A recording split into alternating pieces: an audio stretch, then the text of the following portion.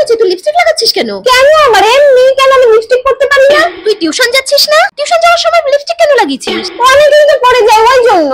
না, টিউশন যাওয়ার সময় তো তুই কোনোদিন লিপস্টিক লাগাস না। সত্যি কথা বল, তুই কোথায় যাচ্ছিস? আরে এমনি পরেছি, তোর ভাল লাগে না? না, এমনি কেন পরবে? এমনি কেউ লিপস্টিক পরে নাকি? ও তো বাইরে ঘুরতে গেলেই লিপস্টিক পরে, টিউশনে তো লিপস্টিক পরার কোনো প্রশ্নই ওঠে না। আমি শিওর ও মিথ্যে কথা বলছে, ও টিউশনে যাচ্ছে না। কি করি? প্রিয়াঙ্কাকে ফোন করি। হ্যাঁ প্রিয়াঙ্কা, বলছি আজকে তোদের কটা থেকে পড়া রে? 5টা। ও তাহলে তো ঠিকই আছে। বলছি মানে টিউশনের পর কি তোরা কোথাও বাইরে যাবি ঘুরতে বন্ধুরা মিলে? ও না, হ্যাঁ আসছে আসছে, প্রিয়াঙ্কা আসছে। না এমনি জিজ্ঞেস করি। না ঠিকই তো আছে, 5টার সময় পড়া। তাহলে কি ব্যাপারটা হলো?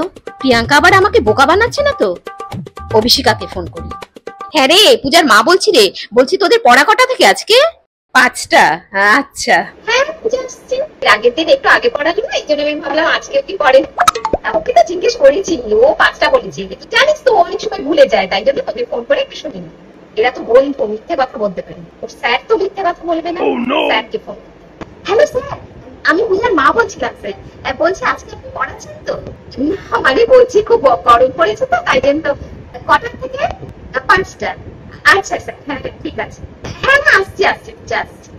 ঠিক আছে স্যার, ঠিক আছে, সব তো ঠিকই আছে। ও মা, আমি আসছি। ঠিক আছে, সাবধানে যাস।